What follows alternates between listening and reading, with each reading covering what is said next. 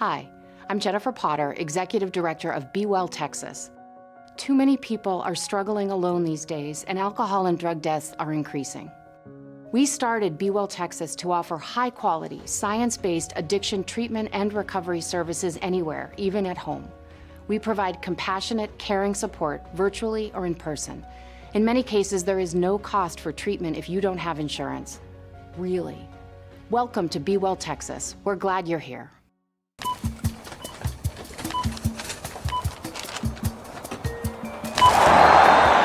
30-yard line, the 20, the 10. Touchdown!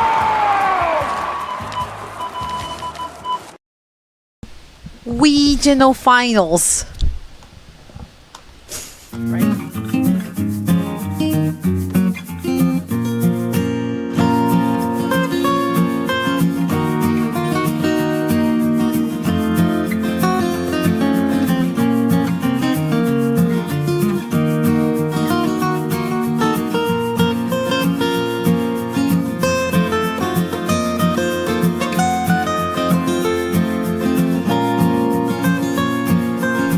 Tep and Stepp, your premium Texas high school football podcast from your friends at Dave Campbell's Texas Football and TexasFootball.com. I am the Tep, Greg Tepper. And I'm the Stepp, Matt Stepp. Back in the saddle again. Back in the studio. Here we are. Yes. This is, we certainly hope, we appreciate you being a Dave Campbell's Texas Football subscriber or for being a freeloader. Here it is. This is the giving time of year. And you are choosing to not give us your money for this podcast. Yeah. Maybe reconsider it. I don't know. Go to TexasFootball.com/subscribe. We hope you'll do that. Anyway, at the controls today, she has been upgraded from tiny VNA to regular size VNA. Yay! It's VNA Moreno. What's up, guys? Hi, VNA Moreno. How's it going? You look very nice today. Thank you. I like your glasses. I went to the dentist today. Oh, did you? I did. Went okay? Crentis the dentist? Crentis the dentist. This is your regional final preview edition of Tep and Stepp. We do thank you for being a Dave Campbell's Texas Football subscriber. Coming up here in just a moment, I am going to give Matt Stepp one last chance. Oh, no. To change his mind about who's winning each state championship. He has one opportunity to hop off the bandwagon. We'll find out. And then we'll have the final game draft of 2024. The last one until August. I'm a little sad about that, honestly. The last game draft until August. Because next week's the state semifinals. We preview all 20 games. But anyway, we will get to that coming up here in a moment. But first, Matthew, we will start as we always do with your Texas high school football fun fact of the week, presented by Community Coffee. Community Coffee supports and celebrates the thriving communities at the heart of Texas high school football. Community Coffee, strong as our roots. Discover more at Community Coffee. Jesus. .com. Matt Stepp. VNA's got our community coffee too. It's a good coffee day today. It is a good coffee day. Matt Stepp, your Texas high school football fun fact of the week.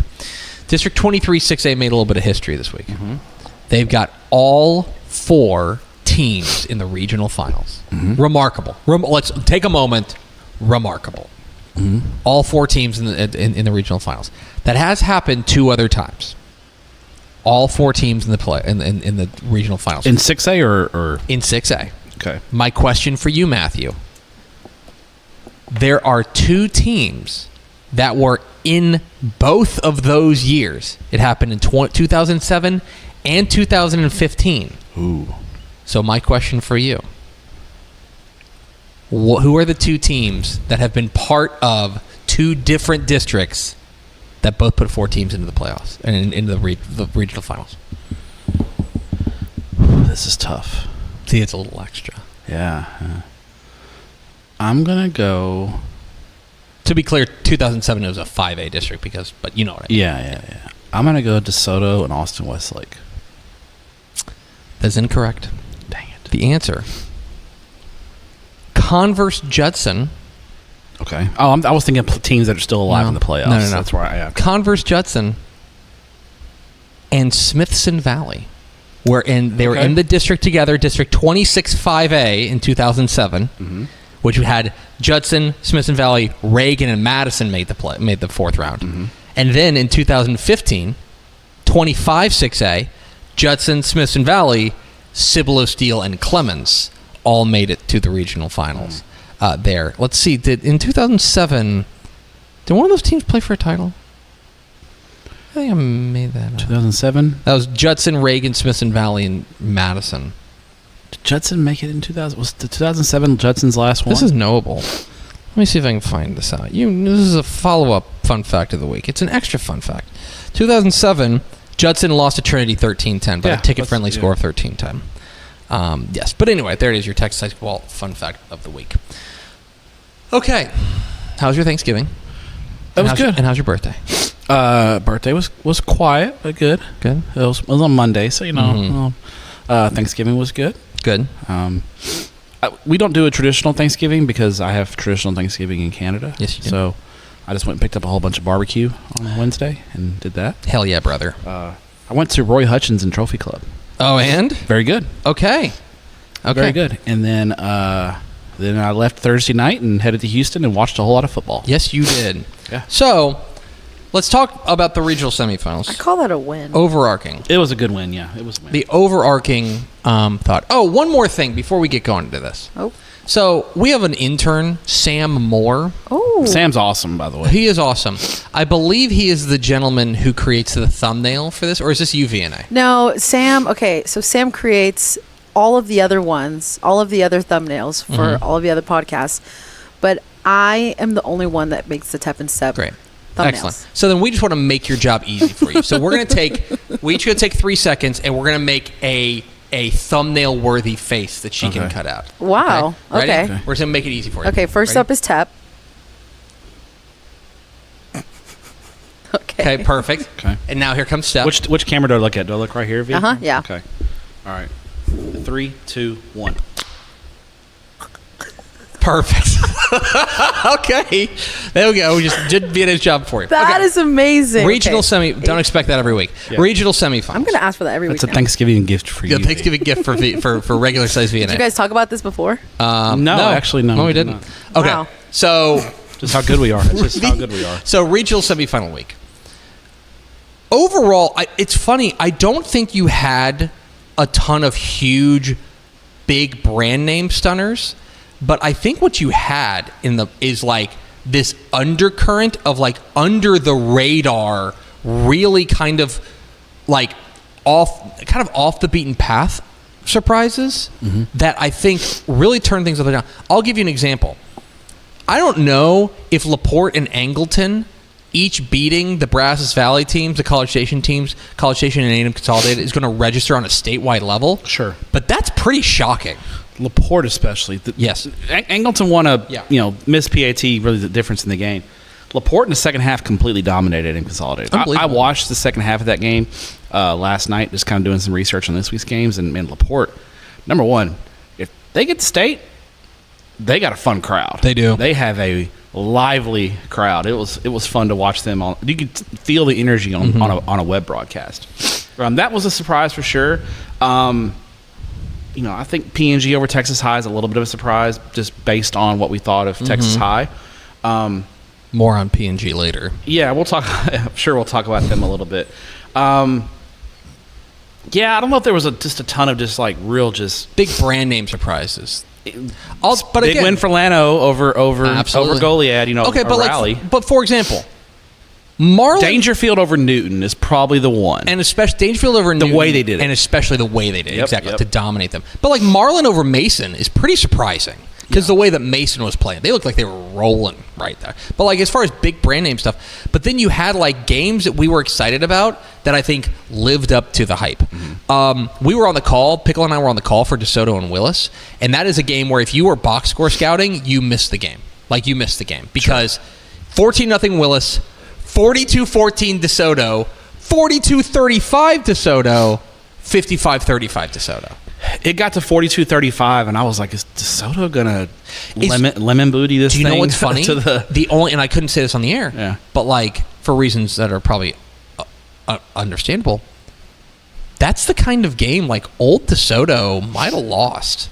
Like, think like DeSoto of like 2021, where like they used to be. It's easy to forget now. Now they've won 2 straight state championships. DeSoto used to be a team that was kind of known for spitting the bit. Later in the playoffs, they kind of had a reputation of that. You know, there was a couple of times where they had Kyler Murray's Allen teams on the ropes and let them off the hook. So started in 2016. That first year they won a state championship, they kind of got over that hump, and you know, they had some down years, but they've gotten back to it. Yeah, that was a game where it was pretty evident. And we talked about it in Tep and Stepp last week.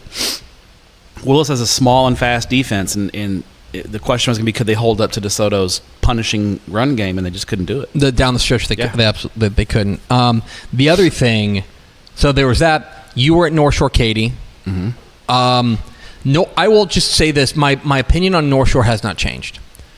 When they play to their paper, they're the best team in Texas.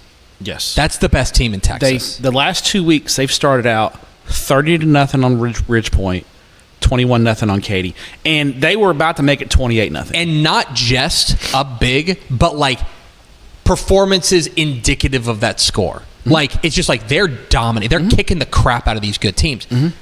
They have not.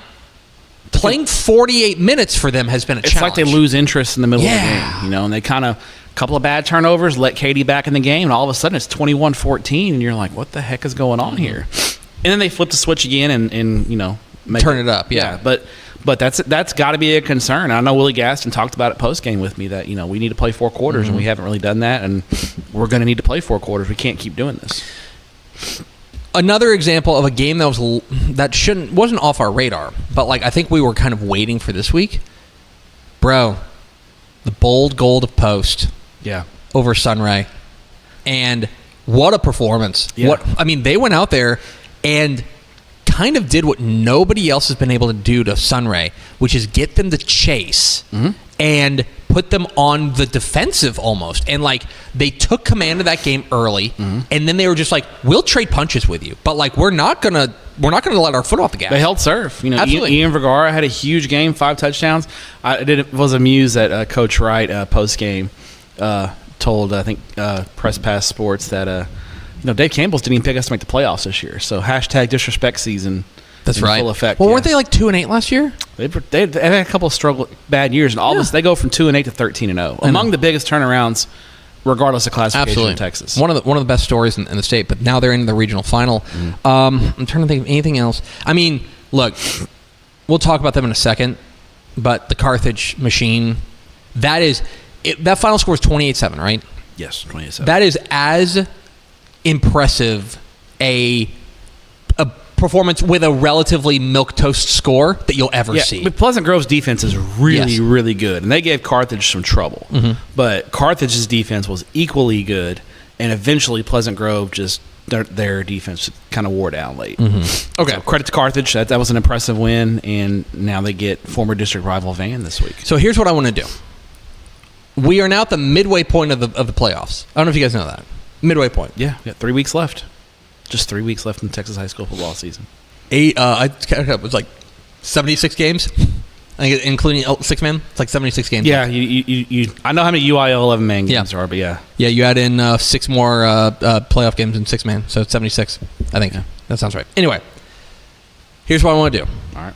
I want to give you one opportunity, Matt Stepp. We're each going to have an opportunity. Okay. To hit the exit ramp. Okay? I'm going to talk about your pre-playoff. I'm definitely hitting the exit ramp in 5AD1. State championship picks. And you got to tell me now who you're riding with the rest of the way. You got to ride with them the rest of the way, though. Okay. Deal? All right. Okay. We're going to go smallest to largest. All right. 6A division or 2A division 2. You took the Shiner Comanches. Do you want to jump off the Shiner bandwagon? I'm rolling with the Comanches. Okay. I took Munster. I'm sticking with Munster. Both of us feeling pretty good. Both of us feeling okay. We could. I think Shiner Munster in the state championship is very possible. 2A division 2A division 1. You have Ganado. You sticking with Ganado?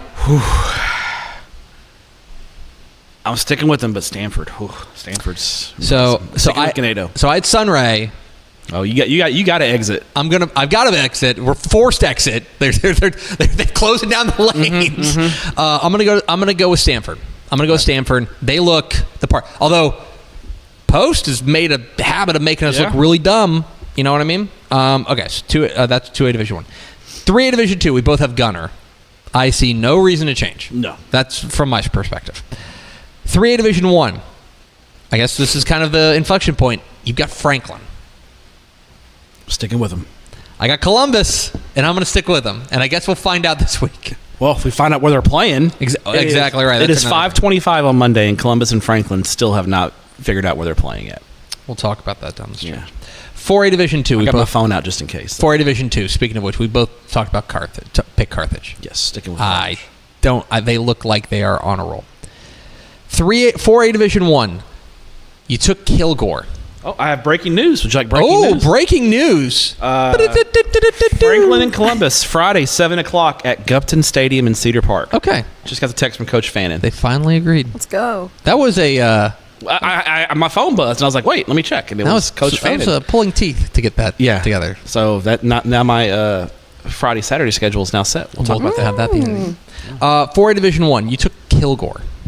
You sticking with Kilgore? I'm riding with the Bulldogs. Okay.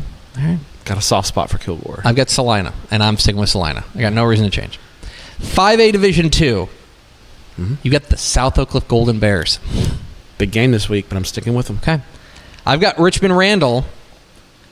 I'm a little tempted to go with P&G, but I'm going to stick with Randall. They have not done anything wrong. They have not done anything to make me doubt. So, yeah, I'll stick with Randall. Randall in 13 games has not allowed more than 14 points in a game all year. Their defense is outrageous. Yeah. Number 1 in 5A Division 2. 5A Division 1. Matt Stepp, how do you feel about the A&M Consolidated Tigers? Not feeling great after the second half against LaPorte. So. All right. So who are you going to ride with? Give me...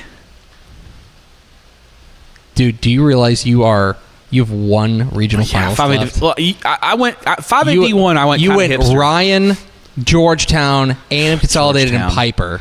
Georgetown blowing a 45-7 second quarter lead. I'm bitter about that still. I'm gonna go Denton Ryan. Wow. I went with Denton Ryan in Region 1. They're the only one left. I got to stick with it. I can't. Got to ride with it. I'm gonna stick with Alito for mine. 6A Division 2. I'll have to make a change here. You took South Lake Carroll. Yes. I think I don't want to tell you what to do. Yeah, it's the injuries have just caught up to If you don't know, they have been without Riley Wormley, who has been injured for about half the season. Yeah, USC commit. Got injured middle of the season. It now appears Davis Penn has joined him on the sideline. Yes, Davis Penn got hurt, I think, early in the friendship game in round 2, and he's out. He's a Baylor commit. Now, he's a junior, so they at least get him back. Do we know what his long-term, like, as far as for the rest, is it done for the year? I would assume he's probably out for the playoffs. I mean, he was in street clothes, I believe. Yeah. So, so I'm gonna unfortunately for South Lake, I'm gonna take the exit ramp, and I'm gonna have to go DeSoto at this point. I had Willis winning the state championship, and look, to be the man, you got to beat the man. They gave the man a run, but I'm going back to the man. Okay, DeSoto is my pick. Until I'll just say this, I can't quit you, DeSoto. Until somebody slows down Tiger Ryden under like 200 yards. Well, then they got Sherrod Baker and Myson Cook Johnson. I mean Johnson Cook. Like that's a three-headed. And then Keldon Ryan can run the ball too. They're a running machine. And then 6A Division 1, you got a Atascocita. Yeah, kind of a hipster. You're gonna ride or die. I'm gonna stick with it. I'm not gonna back out now. I've got North Crowley. Now, my beloved Coppell Cowboys did give them a run. They gave them a run. Yeah. A friend of mine went to the game, and I told them. Apparently, it was a packed house. Yeah. Like Coppell and North Crowley both packed it out. I told them, I was like, I just want them to be respectable, and they were more than respectable in that game. Yeah, I mean, they don't fumble in the goal line there in the second half. It could be a real dicey game. Yeah. I'm gonna send Coach Wiley a text yet and just say, you're good. Your job is safe. Tepper is the reason why your job is safe. Yeah. Okay. I'm gonna stick with North Crowley. If they're alive, I'm gonna keep rolling with them. Yeah. So there you go. There it is. Our last chance exit ramp. Okay. It's now time for our regional final game draft. If this is your first episode of Tep and Stepp, welcome. Here's how it works this week, and not again until August. It's the last one. Play some sad music. Stepp and I go back and forth selecting games that we are most interested in. That is the phrase that pays. And so last week, if you wanted to pick like Grapeland and Overton, which ended up being an awesome game. Great playing in Overton. You could have. And this week, you can pick any of the 44 UIL Texas high school football games on the board that you're most interested in. We'll go back and forth selecting games that we're most interested in. Then we'll find out where Stepp is going now that it's finally settled. And we'll round it out by finding out what V&A wrote down on that little pad of paper at first. So you writing a lot of stuff, V? Look at that. There you go. That's right. It looks empty. It looks empty right now. I guess it does. We got to get the bits going. Yeah, get them. Sorry, my bad. Had a coin toss before the show. Matt Stepp won the coin toss, which means he gets the final first pick of the draft, which means I get the last pick of the entire season now, which is nice. Yeah. Matt Stepp, what is your first pick of the regional final draft, which features 12 rematches? A lot of rematches. Big rematch week. And only 2 games that I think are mismatches at the 11-man ranks. Okay. There's 2 games I think are mismatches. I'm going to go with the obvious pick here, in my opinion, and that is 7 o'clock Friday night at Homer Bryce Stadium in Nacogdoches. Live on TexanLive.com. It's a rematch of the last 2 5A Division II state champions who played each other in 2022 and 2023. And they're playing in round 4 of the playoffs because of a quirky UIL realignment. We talked about this in February, and you brought it up on Twitter this week. This is why realignment is important, because you get stuff like this. There's a little quirk in the realignment, sent P&G to Region 2, and we almost got Sauk and P&G in round 2. But we're getting it in round 4, and took a little while for them to get their location set as well. But they got it set, and now we get this showdown. Do we want to talk about the location situation? Yeah, they wanted to play at Prairie View, and Prairie View, just kind of drug their feet on it, and both schools just got tired of waiting, and so they talked about a home neutral with U of H and Baylor involved, and then they ended up settling on Nacogdoches, which is actually pretty neutral. Man, I think it's 163 miles for Sauk and 147 miles for P&G, which when you're dealing with schools in that far of a distance, that's about as neutral as you're going to get. It's a good stadium, seats about 15,000, and they can get 20,000 in there on the hills. So we'll see. We know P&G fired up. Yes, Coach Carthel called me. He's fired up. He's willing to be the ball boy if anybody needs him. So he gets in for free, which is nice. He does get in for free, and we'll see if Carthel goes shirt off as. That's what I need. I need Carthel to go shirt off as ball boy. No, he needs to hand the gold ball to the winner with no shirt on. Carthel, make it happen. V&A, I need you to. If you don't know what we're talking about, V&A, just look up Colby Carthel shirt off or something, and you'll get the bit. Off. Yeah, you'll get the bit. No, this is going to be a great football game, and because of the matchup in the trenches. This is Clash of the Titans, Gladiators type stuff. The North Shore.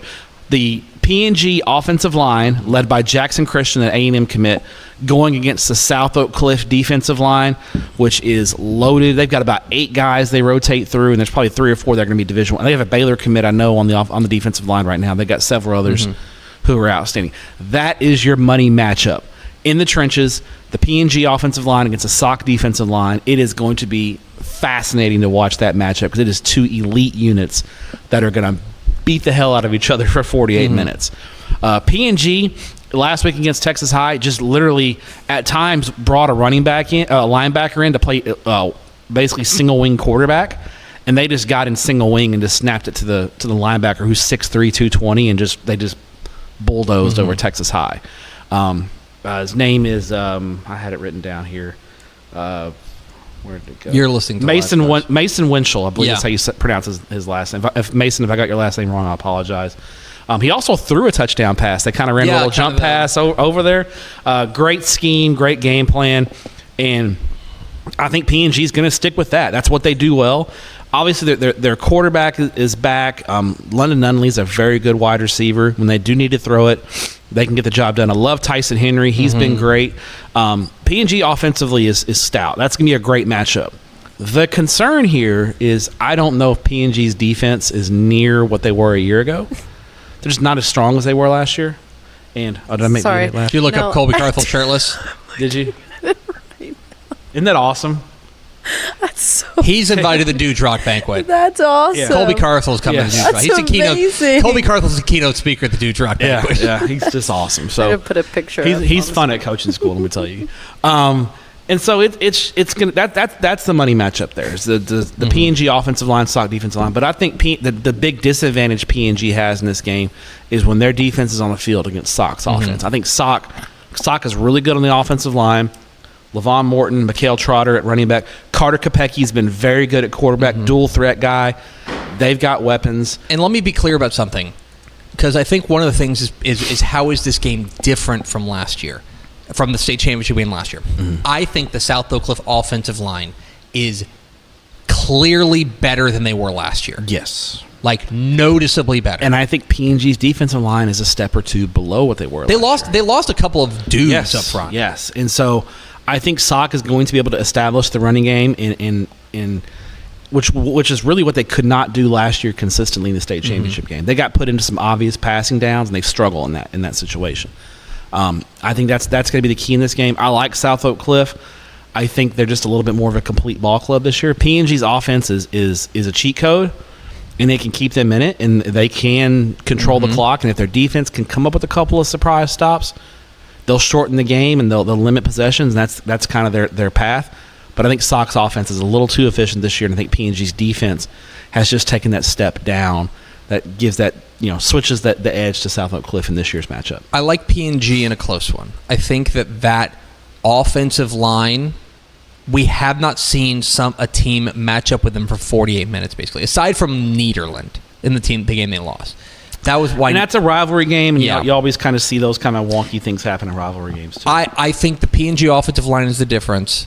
I think they're able to come up with a couple of big plays. And then Connor Bailey, their quarterback, I think he comes up with a couple throws that put them over the top. I like PNG in a very, very close. They get the a lot of this is just like even matchup, champion's advantage. That's where I go with that. Similarly, my first pick, Matthew, I think there's a real argument to be made. Is it fair to say that Sock PNG is perhaps the most anticipated game of the 11-man like potential game? It's on that very short list of most anticipated games. I would agree. Matt Stepp, 6 o'clock Saturday night. Ooh. At the Wild in Godley. Oh, you're going. This is 6-man ball here. You're going 6-man. It is the 6-man football game of the year, as the number 1 13-0 Gordon Longhorns take on the number 1 13-0, or number 2 rather, 13-0 Abbott Panthers for a spot at AT&T Stadium. This is wire-to-wire number 1 versus number 2. Undefeated. They've played 26 games. They're both 13-0. 25 of them have been decided by the 45-point mercy rule. The only game that wasn't, Abbott opened the season against Oglesby and won by like 22. Oglesby's playing in the Division II state semifinals. These two teams are, in my opinion, with the respect to Whiteface and Water Valley, who are playing in the other 1A Division I state semifinal, these are very clearly the two best teams in 1A Division I, and I would say very clearly the two best teams in 6-man football. The star power here is outrageous. Rye Reed, Striker Reed for Gordon. On the Abbott side, you've got Paxton Pajovsky. You have got Mason Hell. You've got Riley Sistala. You've got a ton of dudes. And what's interesting is that Gordon is the defending state champs. So they've got championship pedigree. Abbott a lot of these guys played in the state championship in 2022 and lost to Westbrook for Abbott. Guys like Joey Pavelka played in that game. So they've got big game experience as well. This is, the Computers guys a pick 'em. It is too close to call. I think Gordon, their path through Region 4 is a little bit more treacherous, and I think that their defense has been the difference. I think they are closing in on, let me look this up. Gordon, in 6-man football, in 13 games, has allowed 48 points. In 6-man football. 48 points. That's crazy. They're giving up 4 points a game. I think that defense is the difference. They're a little bit better defensively. Game of the year in 6-man football. I like Gordon in a very, very close one. They're at a beautiful stadium, the Wild in Godley. It's a great stadium. So, anyway, I went a little off the board there, but You did. I want to make sure that is the 6-man game of the year. We've been waiting for it all year long, and it's finally here. Massive, massive game there. Who do you like? I like Gordon in a very close. They're defending champs, right? Defending champs. Yeah. There you go. All right. What is your second pick, Matthew? Let's go 2:00 Saturday at Newsom Stadium in Mansfield. This is the very opposite of 6-man football. Yes, 6A Division I. This is featuring Allen. This is as opposite as it gets. Featuring Allen, who Allen High School was bigger than I think it might be it might be every 6-man team combined might be smaller than Allen. That'd be a fun. I'm gonna look it up. I'm gonna see if I can do it. What a fun bit that is. Okay. It's a rematch of last year's Division I final, Region 1 final in 6A Division I, as the North Crowley Panthers at 13-0 take on the Allen Eagles at 13-0, and both teams coming off pretty hard-fought wins last week. Let's start with North Crowley and their game against previously unbeaten Coppell, 35-24 win. And North Crowley, this is the second playoff game in 3 weeks that they've been tied at halftime, 21-21. They were tied with Byron Nelson, 21-21. In the second half, they get in the locker room and Ray Gates and his coaching staff make adjustments. They make really impressive. Elite adjustments. They changed up their look on the defensive line. Because basically what North Crowley was doing in the win, they outscored Coppell 14-3 in the second half. Basically what they did is they dared Coppell to run the ball. They showed Coppell a light box, and they said, we are going to make you check into running plays and not let Eddie Griffin beat them. They did not want the ball in Edward Griffin's hands, which is smart. I wouldn't want the ball in his hands either. And eventually, Coppell, they made some adjustments and stopped the Coppell running game. Cornelius Warren was the star of the show. 203 yards rushing, 3 touchdowns.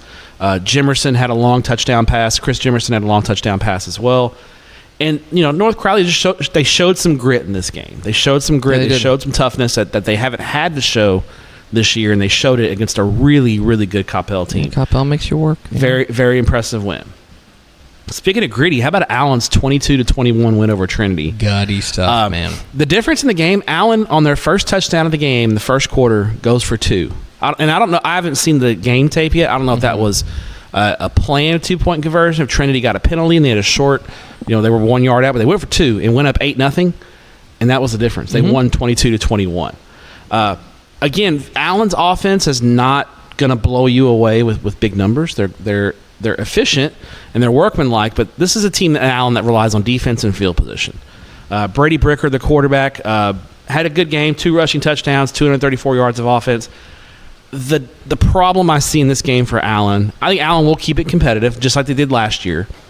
But I don't think they just don't have the explosive playmakers. And North Crowley's got a bunch of them. I mean, they got dudes all over the place. And I think eventually Allen's defense gets worn down. They're on the field. They're going to be on the field a lot. North Crowley's that dam's going to break. That pressure is going to build, and eventually it's going to be close, probably for 3 quarters, and then the fourth quarter, kind of like last year, North Crowley kind of pulls away and pulls away late and gets the win. So I like North Crowley here. I think we're looking at a Duncanville North Crowley rematch, and I think North Crowley is just at a different level this year. Excuse me. I just get choked up thinking about it. Oh, no, just 2 things. One, I think you're right. The money matchup here is when. Oh my gosh. Oh, the community coffee is too good. It's too good. The money matchup is when North Crowley has the ball, because you want to talk about weaponry versus what has been a lockdown defense for Allen. That is the real money matchup here. Secondly, this feels like the final exam for Brady Bricker. Like, we've talked about how much we feel like he's grown and he's elevated this team. He's got to be like the top. Like we talk about, as the season goes on, you got to be ready for prime time when prime time arrives. Prime time has arrived, and Brady Bricker. I don't want to put it on one guy. He's got to go out there and have a special performance. Sure. That's how Allen wins this game, and I think that the weaponry on the North Crowley side is too much. I think that's the difference. They can beat you in so many different ways. So good pick. By the way, small follow-up. The combined enrollment of North Crowley and Allen is 9,894. 9,894. The combined enrollment of the 154 6-man football teams is 9,680. That's crazy. So... Oh... There you go. There's your Texas high school football fun fact of the week. Love it. Presented by Community Coffee. That's a fun fact right now there. That's a fun fact. Wow. What was that number? What was the 6-man number? 9,800 or 680. 680. There you go. You That's look that insane. Up. Here's a little fun fact. That's awesome. All right. My second pick, Matthew. There's games that are obviously like big time. Like, I don't need to sell you on some of the games we're going to talk about. Allen, North Carolina, I don't need to sell you on. No. I would even go so far. We haven't taken North Shore-Atascocita Volume 2 yet, but that's a game we don't need to sell you on. Mm-hmm. I don't think I need to sell you on this. 7:30 p.m. Friday night at Harlandale Memorial Stadium in San Antonio. Judgment Day has come in Region 4 of 4A Division 2 as the Wimberley Texans take on the Sinton Pirates in... I mean, like I said, it's just Judgment Day. This is the moment. Can someone in Wimberley's reign of terror in Region 4? Let me tell you about Wimberley in Region 4, okay? They have won the last 2 Region 4 titles. Mm-hmm. They have won 4 of the last 5 Region 4 titles. They have won 5 of the last 7 Region 4 titles. They are, not an opinion here, they are the team of record in Region 4 of 4A Division 2. Correct. Not an opinion. Doug Warren, we talk about perhaps the most underrated coach in Texas high school football every single year. And it is a familiar name that is leading Wimberley. Cody Stover is coming to the Dudes Rock Banquet. And he's coming to the Dudes Rock Banquet, and he is getting a Lifetime Achievement Award at the Dudes Rock Banquet. You want to talk... It is important to remember the origin story of Cody Stover. Yeah, it's relevant. Cody Stover, in 2022, that was when... Who was the quarterback who left to go to China Spring? Cash McCollum. Cash McCollum leaves Wimberley, transfers to China Spring, wins the title at China Spring. Congratulations to Cash McCollum. I like him. He's at UNT now, isn't he? North Texas. And we are all thinking, he had just led Wimberley to a title game. And we're thinking, well, that's the end of Wimberley. They got to plug in this sophomore quarterback, this nobody. And along comes Cody Stover and puts together what I think can only be described as an iconic Texas high school football career. He's been unbelievable. What he has done at Wimberley over the last 3 years is the kind of stuff that they're gonna retire his number one day at Wimberley. For sure. He's a special player. And he's continuing to do it, and he's doing that thing again. They mollywopped Cuero last week. I mean, drug them. And that was a team, remember, that motioned over to Region 4, and we thought, could that be a team that could give Wimberley trouble? Well, dispatch them. But here is the team that has been earmarked as the Wimberley killer in Sinton. Yes, this year, yeah. This is the team, okay? The Pirates have been unbelievable all year. 13-0, a relentless defense led by Aiden Galvan. A relentless defense. And they've got their own superstar quarterback in Tristan Hansen. He's awesome. He's been tremendous. He's been so good for them. And they are a team. Here's what I respect about Sinton. It has not been every game that both the offense and the defense have been hitting on all cylinders. But it has been every game that at least one of them has. Correct. And they will pick up after the other. There have been times where the defense has been touched up a little bit and the offense is like, we got you. Yeah. There's been other games where the offense has had an okay game and the defense has been like, you give us 28 points and we'll win the game. They can beat you in a lot of different ways. I think they're going to do it.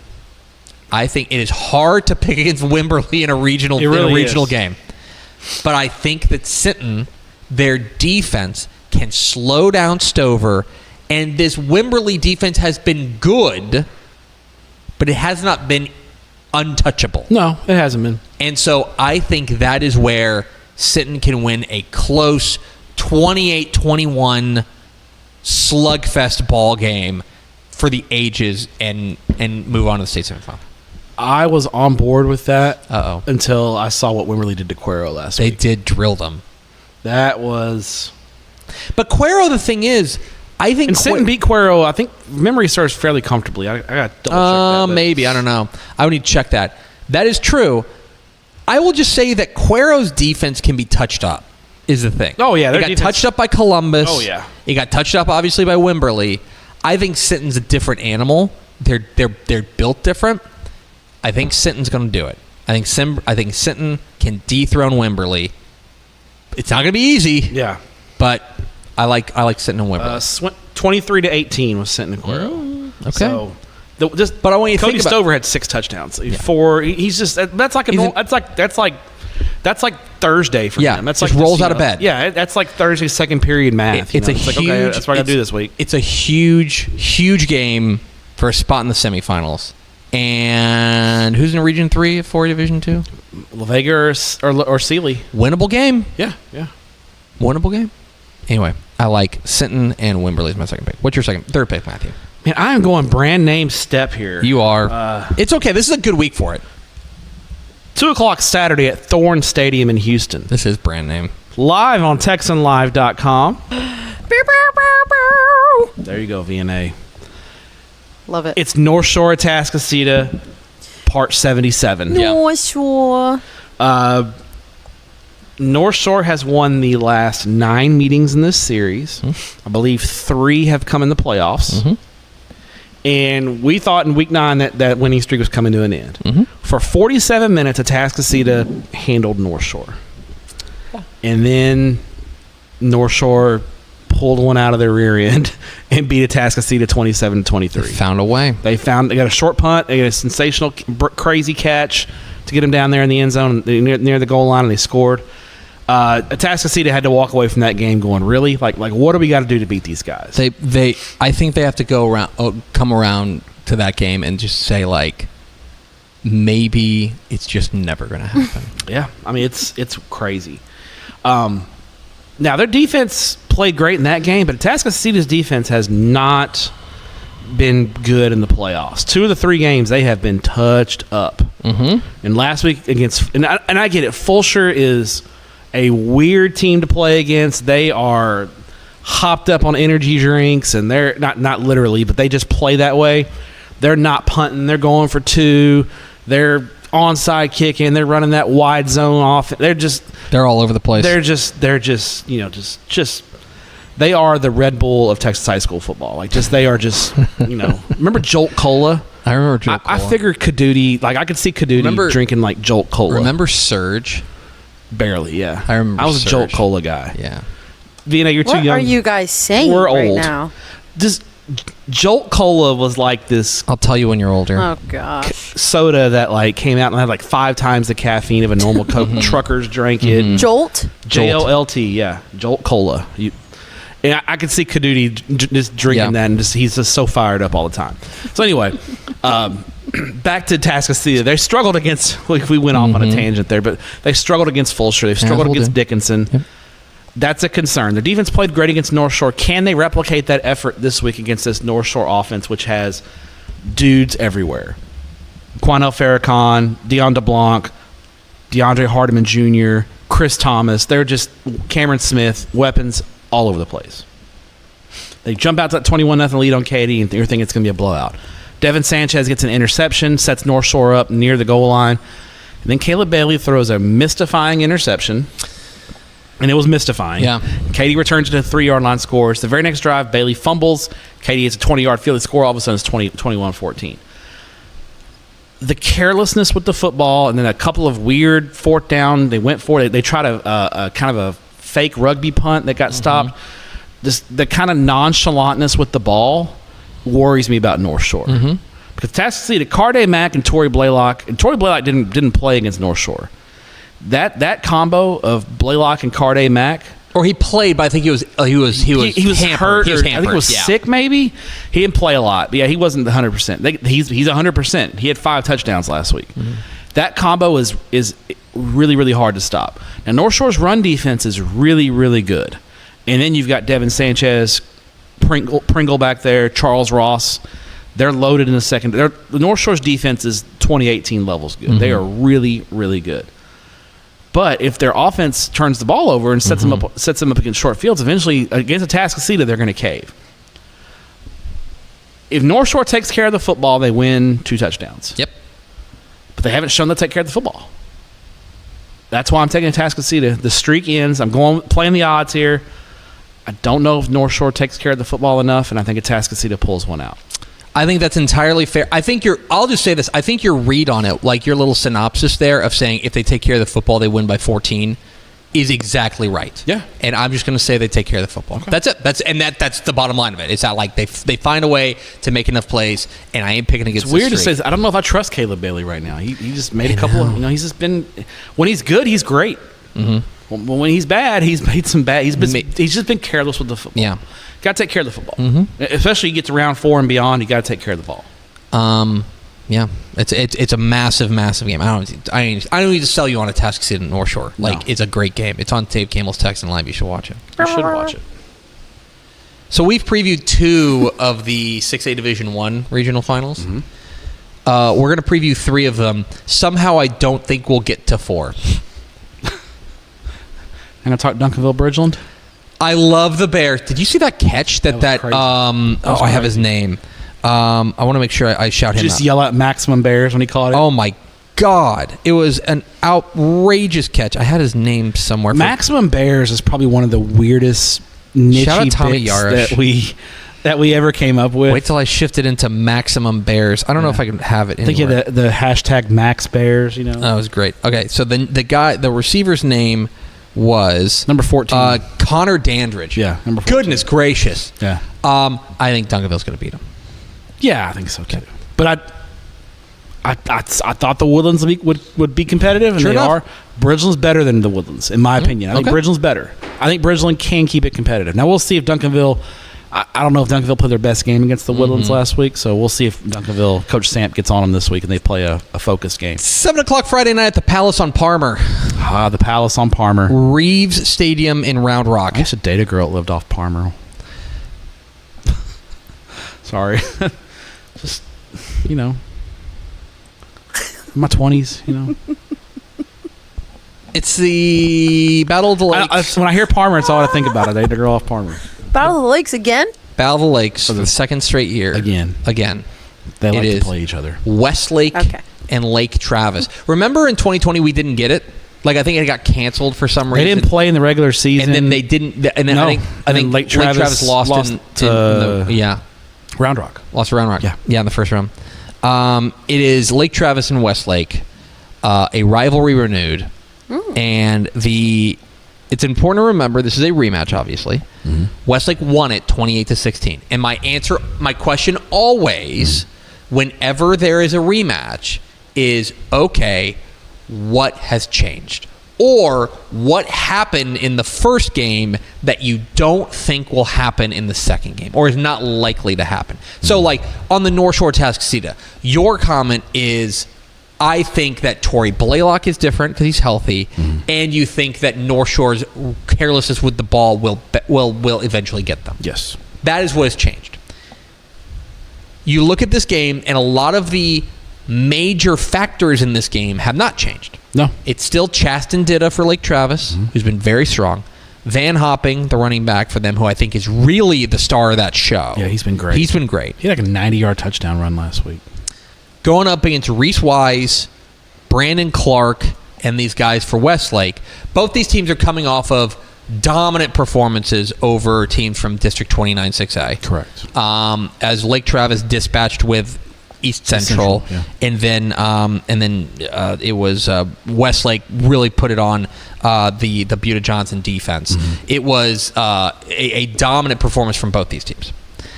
And now the question becomes, what has changed since then?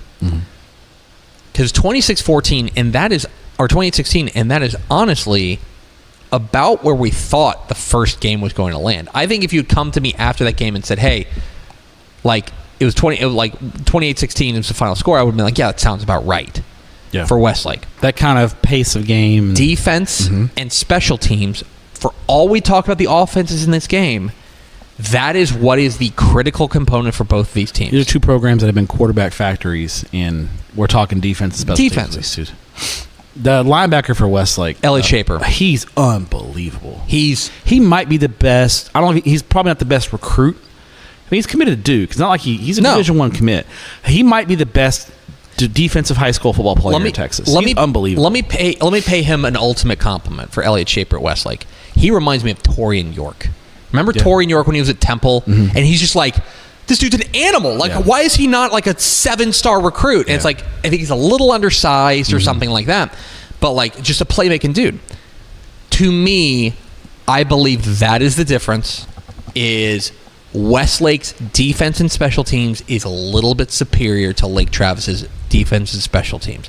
The offenses, I think, are about a wash, honestly. In fact, if you want to say that they've got that Lake Travis has the single individual best playmaker in Hopping, I'd be inclined to agree with you. But I think that Tony Salazar's defenses this time of year peak. They play for this time year. The playoff footballs are a jam. This is their jam. Yeah. And I think that is the difference. I think it might be closer. It might be like a 10-point game or a 7-point game, but I'm not sure anything fundamentally has changed to close a 12-point gap. And I think that's why Westlake wins it, and they move on to take on the winner of North Shore and Atascocita. That is my third pick. What is your fourth pick, Matthew? Let's go 7:30 Friday at Forney's Citibank Stadium. Live on TexanLive.com. Wow. As Kilgore and Chapel Hill are playing in Forney? Question mark? That is an all-time weirdo-like location. So apparently there was some games.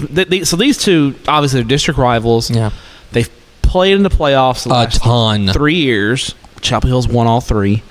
And they've played in Tyler twice. They played in Longview once. And Tyler had a game, and I don't think Chapel Hill was real fired up to play Kilgore in Longview, considering how Kilgore's 5 minutes from Longview, basically.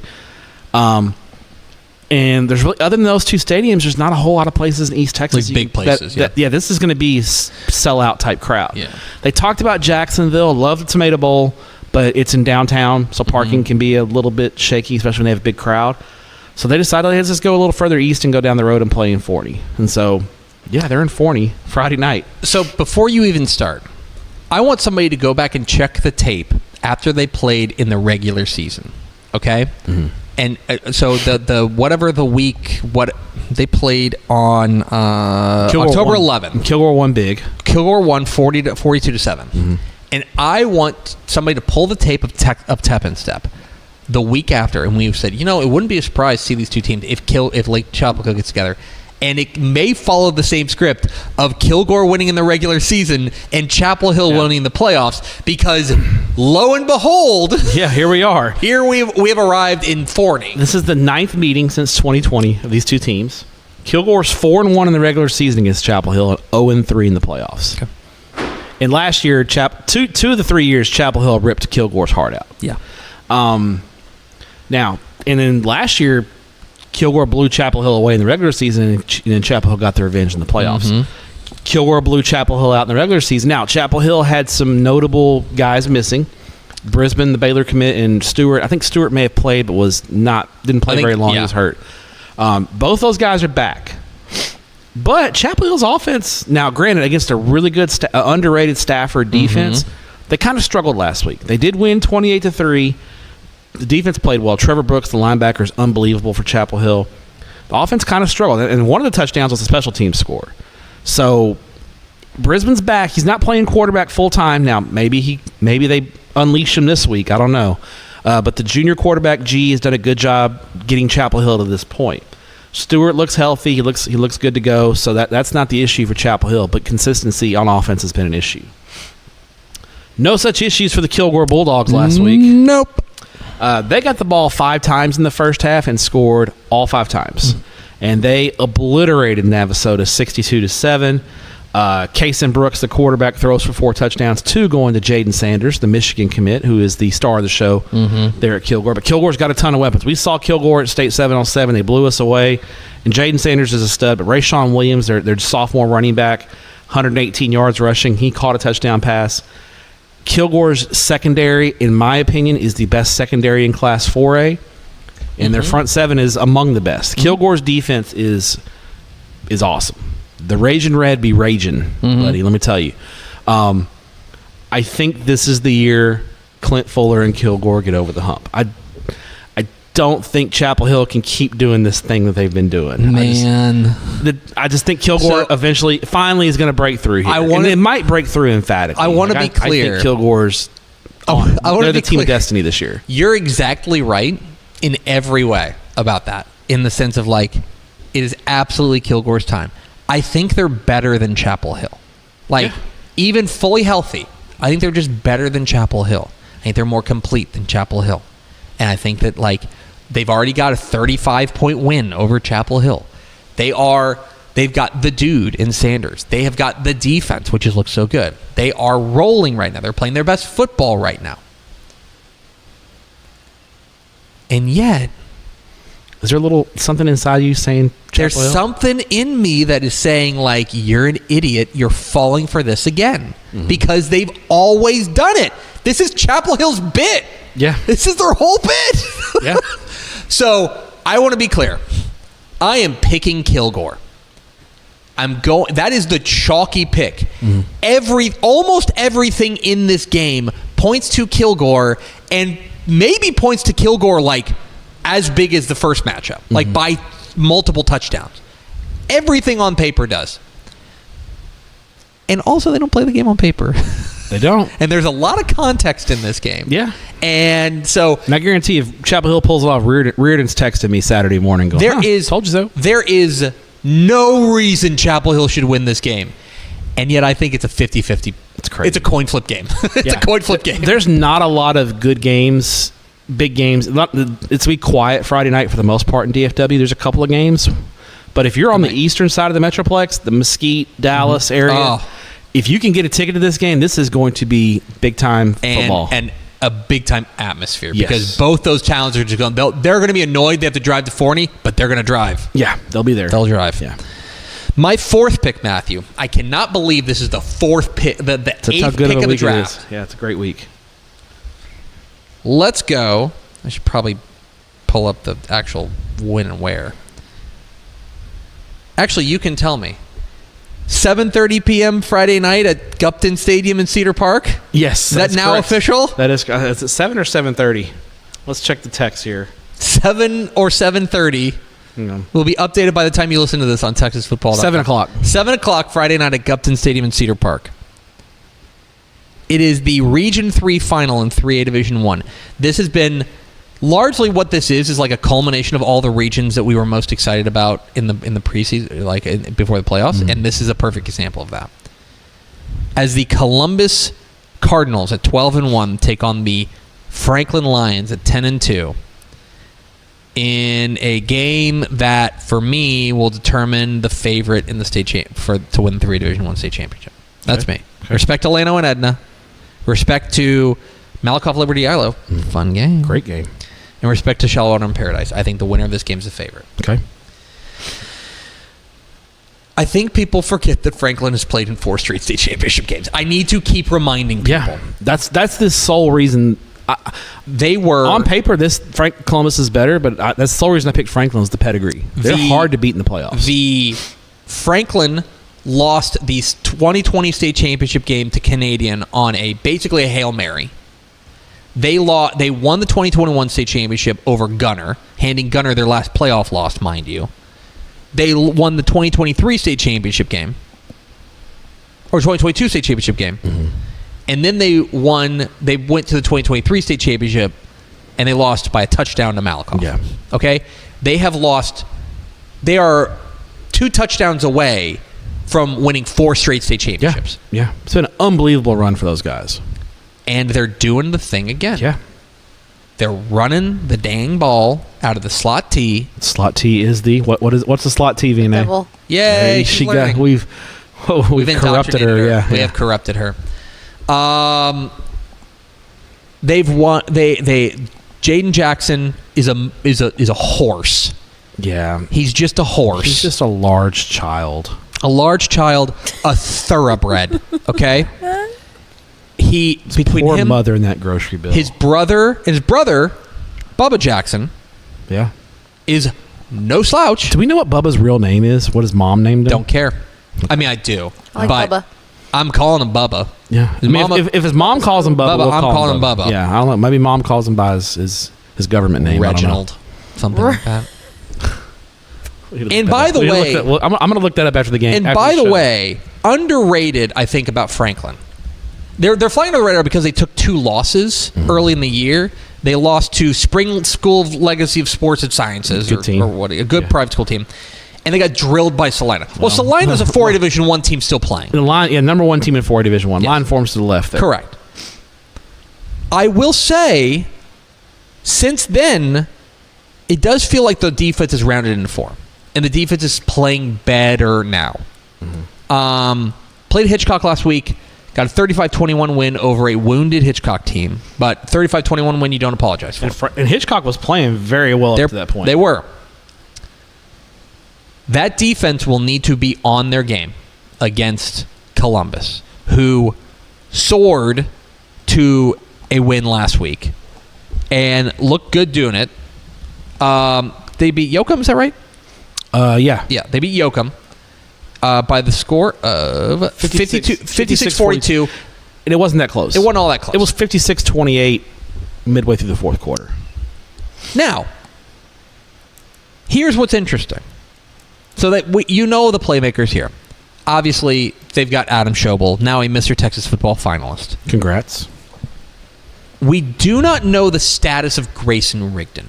Grayson Rigdon, their star running back, left the game kind of early, like second quarter. He had a touchdown run early in the game, and then he left the game. And then he left the game and didn't return. Yes. I've talked to a couple people who think he's going to play this week. Okay. We'll see. I think we could be in for a shootout. I think both these teams are going to be able to move the ball. A lot of this is going to come down to stops and turnovers. Agree. I've rolled with Columbus from the jump. I ain't hopping off now. Franklin can 100% win this game. This is a 50-50. This is a 50-50 game. This is a coin toss. They played 2 years ago in this round, and it was a 50-50 game. It was. They came down to the final play, basically. Franklin more or less walked it off against Columbus. 24-21. Yeah. And then Franklin kind of, they got this. They won the state championship. They had a close. That was the Brock year. They beat the year they beat Brock in the state championship. So I think both of these teams can score, and I think this game could get into the 40s. I like Columbus in a close one, but I mean, box office stuff in Cedar Park. It's gonna be great. Another game. If you're in Austin, get to this game. It'll be fantastic. Agreed. Don't go to Lake Travis Wesley. Go to Columbus and Franklin. All the hipsters are going to Franklin. Columbus. The real sickos are going to Columbus. If you're a sicko, go to Columbus. Franklin. Absolutely. Yeah. What is your fifth and final pick, Matthew? Your final draft pick of the year. No. I know. Cherish it with all my heart. 7:30 Friday night at Mustang Panther Stadium in Grapevine. It's 13-0 versus 13-0. The Alvarado Indians taking on the Celina Bobcats. Let's get my subhead for this game. Let's get weird. Yeah, let's cut the brakes. These two offenses are going to score points. You've got a unbelievable quarterback matchup. Cartier Collier, another Mr. Texas football finalist. Congrats to Cartier.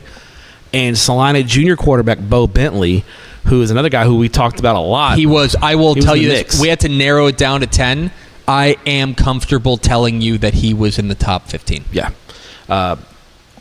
Both these offenses can score. Now, Alvarado's been living on the edge. The last 2 weeks, they have lived on the edge. Last week, they beat Sulphur Springs 42-39. They led by 17. Sulphur Springs made a late rally, couldn't recover an onside kick. Alvarado hangs on. Collier had 2 touchdown passes, 2 touchdown runs. Just another day. He's probably got 70 touchdowns this year, combined rushing and receiving. Probably. He's been unbelievable. Now, one concern about Alvarado, DeMarcus Belton, their running back, got banged up early in the game, didn't come back. I expect him to play this week, but will he be 100%? We don't know. But as long as they have Cartier Collier, they've got a shot. They special. He's so special. West Mesquite head coach Steven Jackson, because they played at Mesquite Memorial last week. The guy who knows a little something about football. He texted me late Friday night and goes, "This Alvarado quarterback is unbelievable." He was like, "He's the best player I've seen all year." Wow. And he's not the first coach that's told me that. Yeah. And a big school coach, not a 4A coach. It's a big school coach telling me this. So he's unbelievable. Then you got Celina, and for the most part, for the first 24 minutes against Aubrey, it looked like another Celina blowout. They were up 35-7 at the half, cruising. All of a sudden, Aubrey doesn't give up. Yeah, Aubrey kept punching. I'll say that. Give them a lot of credit. They got this game to a 2-score, and they lost 63-49, and Aubrey kept fighting. It's the first time we've really seen Celina's defense touched up this year. Now, that's a concern because Alvarado's the best offense they've seen all year. Correct. Now, Celina's offense has yet to be stopped. 63 points last week. Logan Gutierrez, 238 yards, 3 touchdowns. Harrison Williams, 173 yards and 1 touchdown. Bentley rushes for 130. Only throws for 133, but has 2 touchdown passes. He also ran for 3 touchdowns as well. I don't know if he truck sticked a guy like he did in the second round. Did you see that when Bo Bentley against Kennedale, like just ran over a guy at the goal line, just big manned him a little bit. Celina's offense is cooking, but the defense gave up 577 yards and 49 points to Aubrey. More importantly, let me throw this out at you. I like Brock Temple, the quarterback at Aubrey. Good player. I think Cartier Collier is better than Brock Temple. Respect to you, Brock. Brock Temple threw for 436 and a touchdown and ran for another 90. Yeah, Alvarado's going to have the speed advantage here. Alvarado's going to be able to get to the outside, and Cartier, especially with Collier. Collier is going to be the fastest guy on the field. He is hard to. Celina's defense is now. Celina does a good job. They last year against Anna, Zyondre Williams, they found a way to kind of keep him contained a little bit in the box and made him a passer. What makes Collier and Zyondre Williams from Anna special is their dual threat ability and their ability to pass when you're thinking they're going to run, and their ability to run. If you can force Collier into being a passer only and keep him in the confines of the pocket, that's your best shot. I think Celina's defense, I trust them. I don't trust Alvarado's defense at all. I trust Celina's defense to get it fixed. They've got the track record and the pedigree and to play the tougher schedule. I think Celina's defense, Alvarado's going to touch them up, but I think Celina's going to get some stops. I see a 49-35 kind of game. Yeah, this is one of those games where like 3 stops are going to win the game. Yeah, you know what I mean. And like, if you're asking me which defense I think can get the stops, I think it's Celina's. They've proven that. It's a fun game though. It's the Tep Stepp cut the brakes game of the week. Yes, it absolutely is. All right. The final pick of the draft, and a lot of great games out there. A lot of great rematches out there. I'm really interested in a lot of big brand name games still out there. Highland Park, Frisco, Lone Stars, Denton Ryan Alito's out there. You didn't pick Denton Ryan Alito. That's unbelievable. Just crazy. Like DeSoto, Longview. You want to talk about a helmet game? Yeah, unbelievable. Matt Stepp, the final draft pick of the year.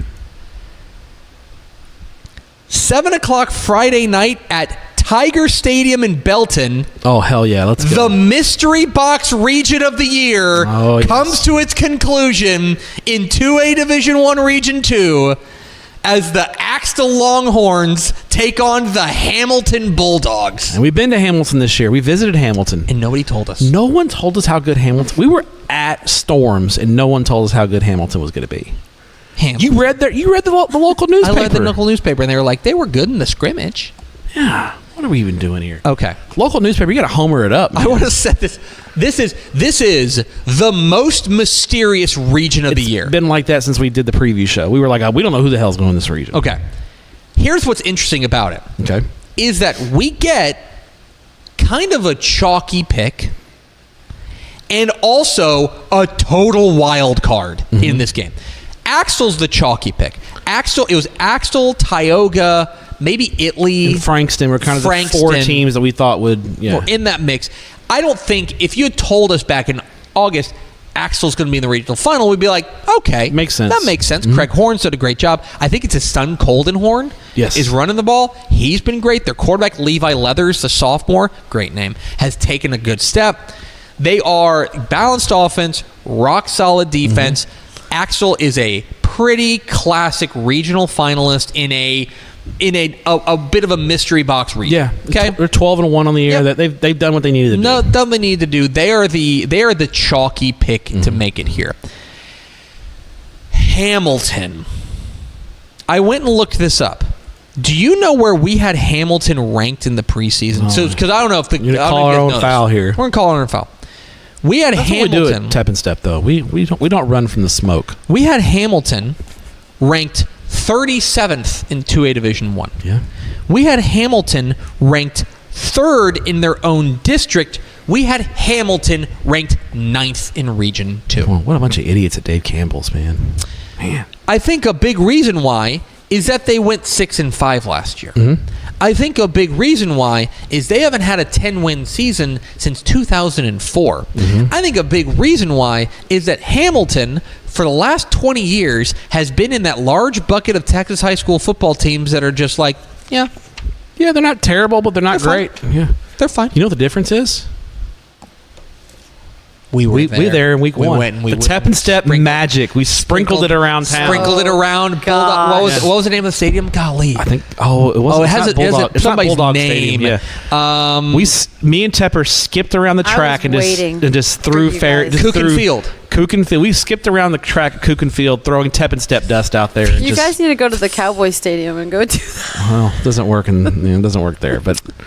Maybe we will at State though. We'll see. And I'll Could tell imagine you, me skipping around the perimeter of the stadium. Isaac What a- Wood, what a visual. Jackson Edwards, balanced attack. The defense is peaking right now. Someone's going to win this. We said this. We're saying the same thing in December that we said in August. Someone's going to win this region. Yes. And Matt Stepp, I think Hamilton's going to win the region. I'm going with Hamilton too. I think Hamilton's going to do it. I think Hamilton's going to be. It wouldn't be a surprise. I think this is a close one-score game. Sure. Hamilton's coming off of a gutty win over Kearns. I think 14-7. Yeah. They played in Weatherford, which was an odd location for that game. I'm going with the Bulldogs of Hamilton. The power of Storm's hamburgers. It is. I like Hamilton in a close one. And I like hamburgers. I like hamburgers. So what? Storms. That's where Tepper and I ate. Yeah, that's where we ate pregame. There it is, your final game draft Best of the year. cherry Diet Dr. Pepper I've ever had. Very good. That was really good. Stepp took Port Neches Grove, South Oak Cliff, North Crowley, Allen, North Shore-Atascocita, Kilgore, Chapel Hill, Celina, Alvarado. I took Abbott and Gordon, Sinton, Wibberley, Lake Travis and Westlake, Columbus and Franklin, and Hamilton and Axel. I went a little more hipstery. You did. You went a little bit more brand name. But it's a good mix. It's a great week of games. I said, there's the only games we didn't pick were crazy. I think there's only 2 games that I think are kind of mismatches this week. Okay. I'm willing to say it. One of them, I think Carthage is a pretty clear favorite over Van. Yeah, I think so. But a lot of that is just because of the way that Carthage is playing right now. They look like an absolute wrecking machine. And then I think Gunner's a pretty clear favorite over Holiday. And that's to say nothing of Holiday. It's just it's Gunner in Region 2. Yeah. And it's I don't see anybody Can't pick against them. picking against them. Anyway, it's a great week of games across the state. Matt Stepp, now you can tell us. Yes, now I know where I'm going. Where you're going. So we were waiting on Columbus and Franklin to decide. They've decided. So now I've decided. So you'll get my tweet this evening. Thursday night, I'll be at the Star for Honey Grove and Joaquin. Great. Didn't think I'd see Honey Grove. Yeah. So I'm going to didn't have Joaquin in the regional final. Absolutely. I'm going to try to talk. So this week is my kids' birthdays, both of them. Conference basketball season. Yeah. And Conference USA basketball tournament. But the you know. So a lot of their birthday party is Saturday, and my in-laws are coming in town for the birthday party, and my brother-in-law as well. And I think I'm going to try to talk them going to Frisco Lone Star and Highland Park. So you can go Friday Friday night. Yeah. Gonna have Connie Rosso pregame. Might. Connie Rosso. Okay. Good to it. Friday night, I am going to Beast, Texas. Heading to Tyler. Beautiful Rose Stadium for Malakoff and Liberty Ilo. Should be a great game in 3A Division 1. Excited about that. Excited to see Mike Jones. Who? Mike Jones. Trip Basinger. He's put up. Did you see the numbers he put up, Mr. Stupid. He had 8 touchdowns, and then just for funsies, he had 10 tackles on defense. Stupid number. Liberty Ilo was. Scoops came over to me and he was like, "Did you see the Liberty Ilo numbers?" Yeah. And I was like, "Yeah, dude. Yeah. He's been doing that a lot." They scored 56 points in the first half against Winsboro, and we're up 56-21. They didn't score in the second half, which is a little concerning. Yeah. A little concerning, but 56 in one half is pretty good. About feast or famine. Do that. So that's my Friday night game. And then Saturday, I'm headed back to H-Town. H-Town, hold it down. As 2 o'clock, I get to see that fun fan base from LaPorte taking on Angleton at NRG in Stadium. a fun district rematch. Yeah, so I got to request my credentials tonight. That was a one-score game. It was the first 35-28. Yeah, and both these teams are playing better than I think they were then. And then Saturday night, 6 o'clock game. I think it's the last regional final, 6 o'clock in the UIL 11-man at least. Yeah. Richmond Randall 13-0 taking on Iowa Colony 12-1. Two teams. You got to see Randall last year. I got to see Iowa Colony last week too. That's right. You saw Randall and you got to see Landon Williams-Callis. I got to see Landon Williams-Callis. He is as advertised as a sophomore. He's unbelievable. That 73-yard touchdown catch, which we're gonna look at that before we leave today. I want to show you that. It was pretty crazy. It should be a great game Saturday night and another rematch. Yeah, I might go back to House of Pies too. I'd never been to I'd never been to House. I don't like pie, but their cookies were awesome. That's a Craig Way favorite. Yes, their cookies were incredible. I went to this is a story as we're winding down the podcast. We were at coaching school in Houston one year, and we were having, I think it was the year of our first ever social, or not, first official social at a restaurant. We will not speak at the hotel social. Shout out Kendall Iams. Anyway, if you know, you know. We went to, but we were standing outside on like the patio, and like a truck pulls up, and Craig Way is, I think he's sitting there with his wife in the truck, and he rolls down the window and goes, "Hey Tepper, you want to go to House of Pies?" And I've never abandoned you guys quicker. I was just like, yes, I want to go to House of Pies with Craig Way. Yes. It was awesome. Yes. I didn't know I thought there was just one. There's like 7 or 8 around Houston. There's a few. I was driving to Waller and I saw it on the right off 290 and I was like, oh, House of Pies. And so I was like, I'm not a big dessert. Me and Pickle are not dessert people. Yeah. But really, you either? No, I like some, like I like more than Pickle, but I'm very plain with my desserts. Chocolate cake, yellow cake, chocolate icing, brownies, and chocolate chip cookies. That's it. Now, I love chocolate chip cookies, and I was like, I bet they have good chocolate chip cookies. And I'm getting another dozen next week. They're freaking amazing. So I love cookies. Good. Yes. Let's go to VNA Moreno to find out what VNA wrote down. All right, guys. Y'all kept it on the rails again. Y'all didn't go too crazy. It's the playoffs.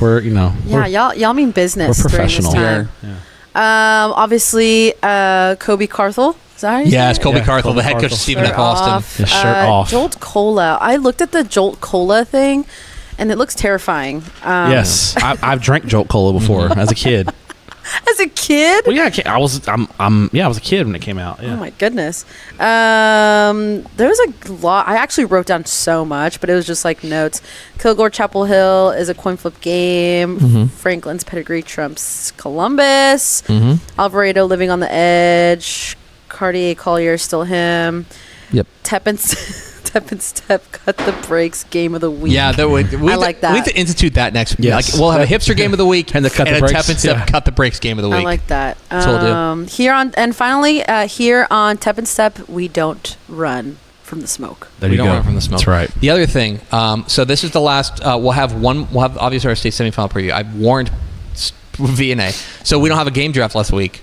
We just preview 20 games. Yeah, we're going 20 deep. So just like lock in for a 2-hour Tep and Stepp next week. Yeah. Oh, your treat will be on Wednesday. We'll have our dinner Wednesday This is night. noble. I can tell you how long the one last year was. Oh boy. Prepare, because it's a beefy boy. Yeah, prepare your butts. She's a beefy boy. Okay.